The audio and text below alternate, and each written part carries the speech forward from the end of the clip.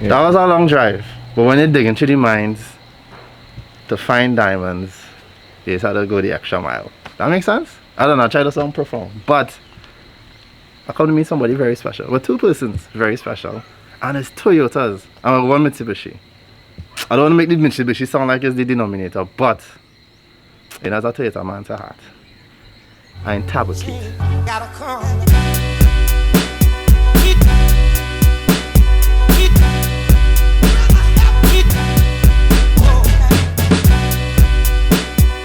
So you see the cars behind a Starlet, is that 4, right? Evo 4. I have some cues in the back just to make sure I see the correct thing. And I want to say a Toyota wagon, but where's the model? K70. K70. But personally, Anjanie. Yeah. Hi. You see now? Come.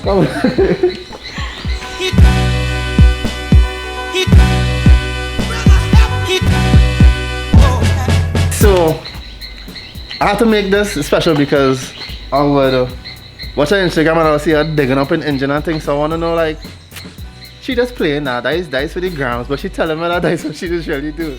So give me an idea as to exactly what is your what you're proficient in terms of motor vehicle. So what you would fix, what you don't fix, what you carry by, what you just do. Okay, so I wouldn't say profession. However, I am a car enthusiast. So one of the things I actually enjoy doing is rebuilding engines. I have a passion for that. One of the things I'm good at, but I don't really enjoy doing too much, is grinding valves by hand. Yeah, no power tools, hand grinding valves. That's what I personally like to do when it comes to tearing the engine apart. Yeah. Taking it completely apart and then putting it back together from nothing. That's actually something I really enjoy doing, because the joy you feel when you do that, you put the engine back together. Sometimes because I have worked on many engines before, we sometimes remain with the stock internals and all that. Sometimes you upgrade, but you see when you go to start and you actually get the vehicle to start, and you know that first drive where you're breaking in the engine and all that, I actually enjoy that. You feel like you know exactly what is doing what in there, how those valves working, how the piston is working. You can see the crank moving. You can actually visualize things, and that's something I like. I actually enjoy doing that. And there's some of these people doesn't they mightn't really understand, because when they just start the car, but once you tear apart the engine, you actually start to get an idea of how the combustion would work. You know, how the fuel air mixture would work, how the piston would move. And so you start visualizing things now as soon as it's happening, and you could just think how quickly it is happening. And I imagine with that skill set, you'll be able to troubleshoot. You hear a little noise from the engine, you may have an idea. So this is your baby here? Yeah, this is my project.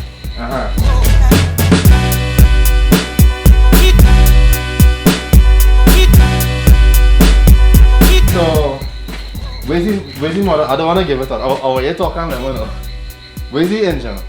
It's a 4E FT, stock 1.3 engine. That engine actually comes in the Toyota Starlet. So yeah, so it's a stock 1.3. I mean, nothing too fancy as yet.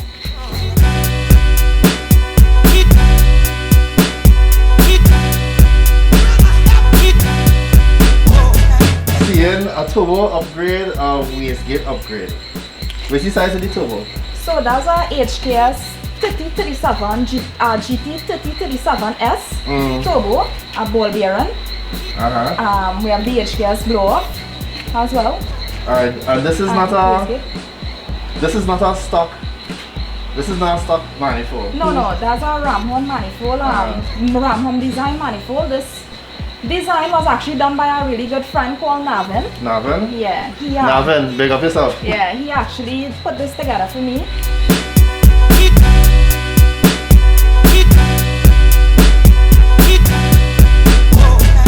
I mean, in the past the car was more or less stuck. It's just little minor parts we keep adding. Yeah. But now we actually have a vision for the car. So now is where we actually going at it heavy.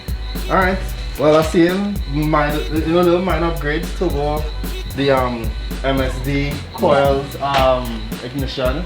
You running on management in this by chance? Yeah, actually we now recently installed management, so we're still in the process of tuning. Oh, I'm not gonna ask you who's tuning it. So the management was a birthday gift because my birthday was earlier this month. Happy belated birthday. So that was a birthday gift, and one of my friends who actually does a lot of work on the car as well, his name is anjanie.ramroop with Ram Racing, his garage is Ram Racing.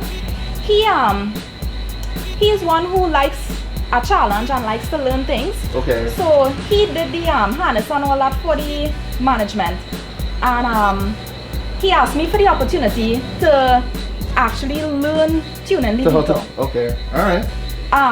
He has one in his car, so he more or less had the idea. He'd be familiar with the software and stuff. He was a little bit.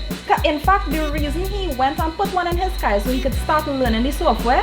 For when I install in my car, he would have had a better idea. Beforehand. Of course, the troubles with his car and my cars are different. Okay, yeah. So it had issues they had to sort out and all that, but we in the process of sorting out whatever kinks and problems we would run into, but last night we actually did some work on it and it's running pretty good right now. Okay. Any upgrades to the injectors or no, the right engine now, itself? we have the stock injectors. However, for future, that's one of the upgrades. We're going to put in some 560 cc injectors, but that's, as I said, a little bit later, maybe next month or something, because we maxed out right now. Okay, alright. Yeah, and you have a feel as to how much power the car doing so far? No, not currently, because it's more or less kind of road tune then. For now, yeah. Because again, as I was saying, we have problems, so you don't want to just go on the dyno and you haven't sorted out any electrical or any other problems that you're having. You want to make sure everything is running smoothly so that when you go there, you maximize on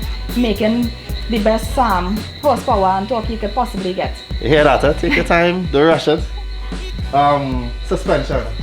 So we have TN track coilovers. This is a set of track, yeah. The coilovers actually came from a race car, a track car from Japan. So it's a foreign new set of coilovers. Or most guys who ride the car say it's uncomfortable for them. I don't have a problem with it. It actually adds a lot of stability to the car, so you could literally take a corner going really hard and the car feels like it's not moving. So for me, I think you had to give that comfort up of the comfort of the soft ride, but you get something out of it. Well, you increase your handling. Yeah.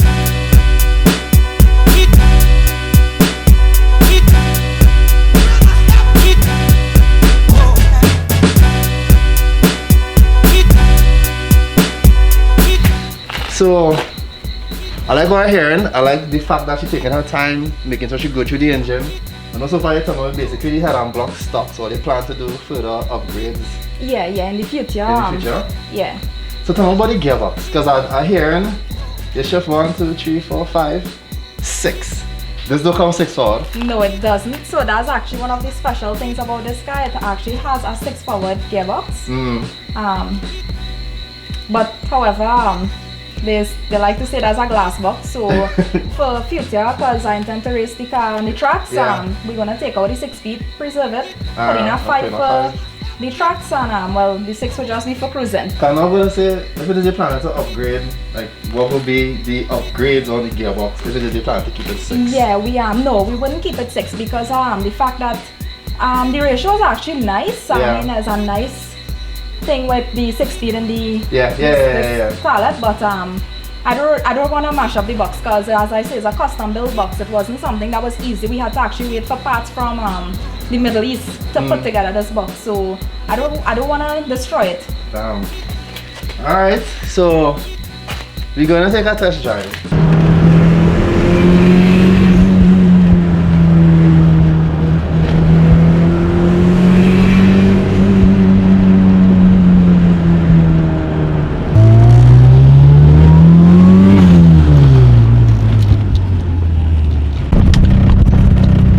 So first honest impression, very aggressive driver. And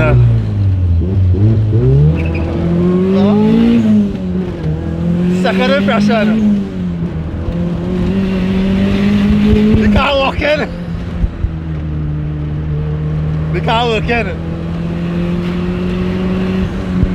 I honestly find myself mashing brakes, but she can drive.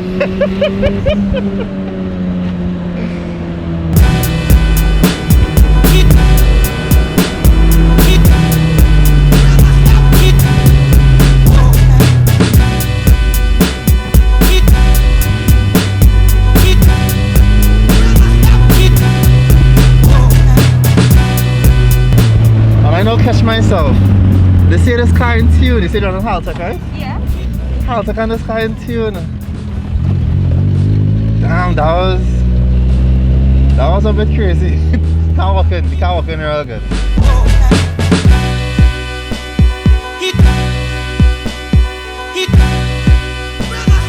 So we buy the Nolly tunnel.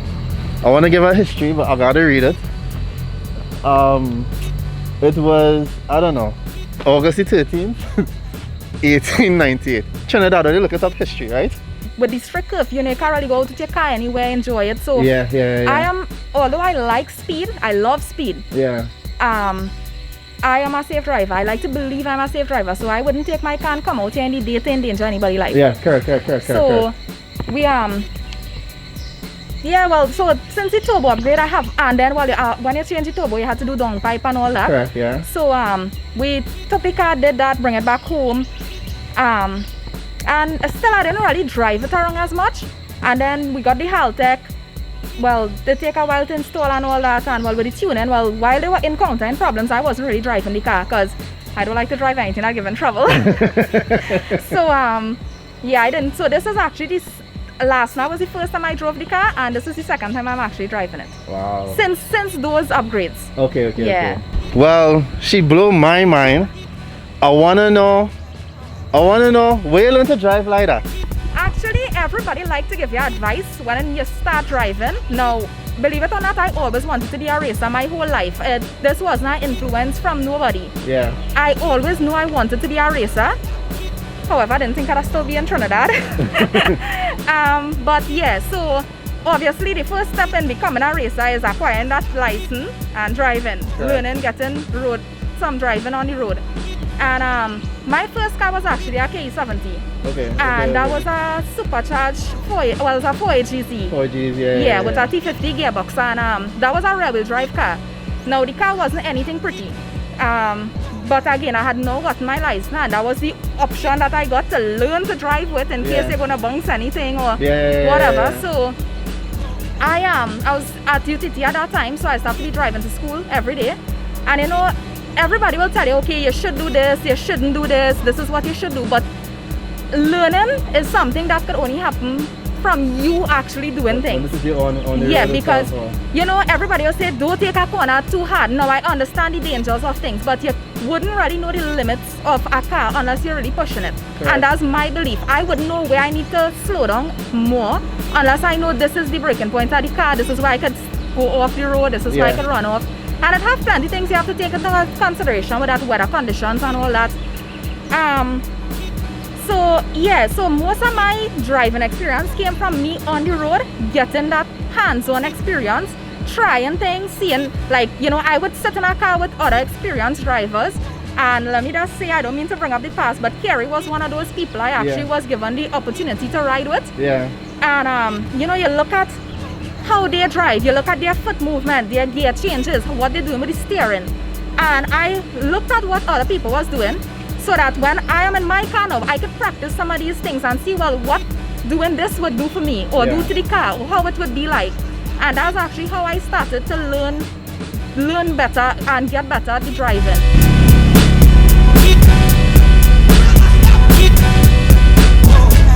So, police now pass, and if there's one thing we could always admire about police in South, is that they're real super friendly. I got escort to barbecue when I had buy the Subaru. Police escort me in South because I was lost. And it wasn't a normal escort, it was a high speed. I run out my gears, we flying through South. Anyway, I see an Octane Addicts. Give me a story about that. Alright, so Octane Addicts is actually a channel one of my friends has, a local channel. His name is Randall Renwick, Ren for short. So you guys make sure and go check out the channel, subscribe. Nice. he was actually, that channel, when he created it, this Starlet was the first car he featured on his channel. So it's the first car, the first video he ever dropped was with the Starlet. He also, he is one of the reasons that I decided to go so hard into doing more things with the car, because before we started doing all the different upgrades, we had the stock IHI turbo before on the car, and I gave him my car to drive on the highway, and he actually has a really fast F04, probably 600 plus horsepower, and he took my car, and the joy that he had driving my car and listening to him talk made me feel like I have something really special here. Because I mean, you know, you hear 1.3 front wheel drive, small car, you're thinking not so fast. That's wrong, because of the weight of the car, you don't need a lot of horsepower in here to have as much fun. So yeah, so he actually started, well, he gave me the motivation to want to do more with the car, one, and two, he actually sponsored some of the things for the car. Some so like our wideband and all that, he actually sponsored those things for the car. Alright, vibes, man. And any further videos, because we're gonna have more videos coming with the Starlet, because I actually intend to go race at Wallafield when tracks reopen. He would be doing most of the videos. So again, any updates will be on his channel, Octane Addicts, so please subscribe.